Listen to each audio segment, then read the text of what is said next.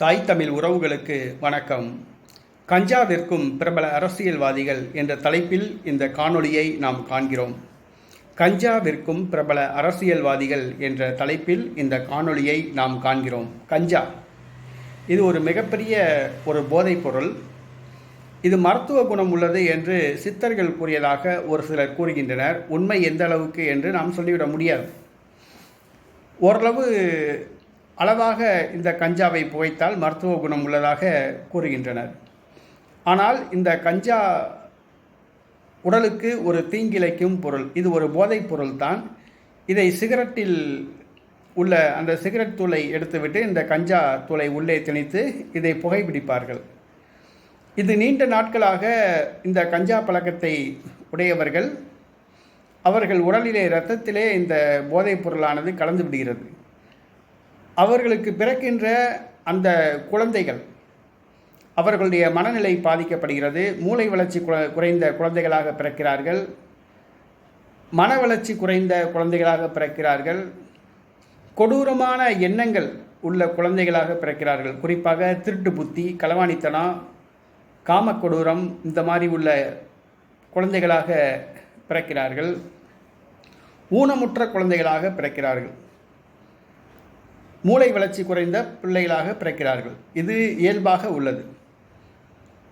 ஆனால் இந்த கஞ்சா பழக்கம் பொதுவாக வேலைப்பளு அதிகமாக உள்ளவர்கள் இந்த கஞ்சா பழக்கத்தை பயன்படுத்துகிறார்கள். தாங்கள் செய்கின்ற வேலை தங்களுக்கு உடல் வலி மறந்து வேலை பார்க்க வேண்டும் என்பதற்காக. குறிப்பாக சுமை தூக்கும் தொழிலாளர்கள், மார்க்கெட்டில் காய்கறி மூட தூக்குறவங்க, லோடு ஏற்றுறவங்க, இந்த மாதிரி சுமை தூக்கும் தொழிலாளர்கள் தங்களுடைய வலியை மறைப்பதற்காக இந்த கஞ்சா என்கிற போதைப் பொருளை பயன்படுத்தி வந்தார்கள். தற்பொழுது தமிழகம் முழுவதும் இளைஞர்கள் மற்றும் மாணவர்கள் மத்தியிலே இந்த கஞ்சா பழக்கம் அதிகரித்துள்ளது. குறிப்பாக இலங்கை அகதிகள் முகாம்களை குறிவைத்து இந்த கஞ்சா விற்பனை செய்யப்பட்டு வருகிறது. இந்த கஞ்சா விற்பனையில் தமிழகத்தை சார்ந்த மிகப்பெரிய அரசியல்வாதிகளே இந்த தொழிலை ஈடுபட்டுள்ளார்கள். குறிப்பாக சொல்லப்போனால் திமுகவை சார்ந்த சென்னை அயலக அணி, மாவட்ட அயலக அணி துணைத் தலைவர் ஜாஃபர் சாதிக் இந்த கஞ்சா விற்பனையில் கைது செய்யப்பட்டார். டெல்லியில் கைது செய்யப்பட்டார். விசாரணைக்கு கொண்டு செல்லப்பட்டார்.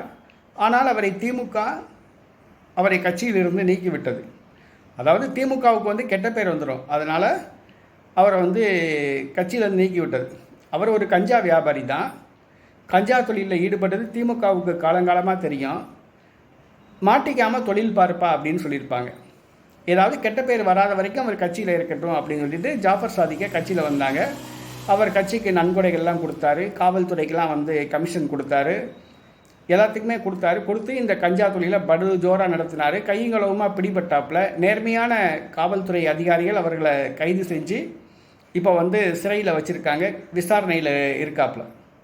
ஆனால் இந்த திமுகவுக்கு அவர் கஞ்சா விற்கிறாருங்கிறது தெரியும். அவர் கையங்களவுமாக பிடிபட்டு காவல்துறையில் மாட்டிக்கிட்டனால தனக்கு கெட்ட பேர் வந்துடக்கூடாது அப்படிங்கிறக்காண்டி அவரை கட்சியில் நீக்கி எங்களுக்கும் ஜாஃபர் சாதிக்கும் திமுகவுக்கும் சம்மந்தம் இல்லை அப்படின்ட்டாங்க. அதே மாதிரி விடுதலை சிறுத்தைகள் கட்சியோட மண்டல துணை செயலாளர் சலீம், இவர் ஜாஃபர் சாதிக்கோட தம்பி. இவரும் இந்த கஞ்சா பிஸ்னஸில் மாட்டியிருக்காப்புல. இது கஞ்சா பிஸ்னஸ் அவர் பண்ணுறாருங்கிறது விடுதலை சிறுத்தைகள் கட்சியை சேர்ந்தவர்களுக்கே தெரியும். அவர் விடுதலை சிறுத்தை கட்சிக்கு நன்கொடைகள்லாம் கொடுத்துக்கிட்டு இருக்காப்புல. கட்சியில் ஒரு மிகப்பெரிய ஒரு பொறுப்பாளராக இருந்தாப்புல. அவர் கஞ்சா வியாபாரம் பண்ணுறதெல்லாம் தெரியும். மாட்டிக்காமல் நீ தொழில் பண்ணிக்கோப்பா அப்படின்னு சொல்லியிருப்பாங்க போல தெரியுது. அவர் இப்போ காவல்துறையில் மாட்டிக்கிட்டனால விடுதலை சிறுத்தைகள் கட்சிக்கு கெட்ட பேர் வந்துடக்கூடாது அப்படிங்கிற காமெடி எங்களுக்கும் அவருக்கும் சம்மந்தம் இல்லை அப்படின்னு சொல்லி அவரை கட்சியிலேருந்து நீக்கிட்டாங்க. அடுத்ததாக பார்த்தீங்கன்னா அதிமுக இதை கஞ்சா வியாபாரத்தை பயங்கரமாக எதிர்த்து போராட்டம்லாம் பண்ணாங்க.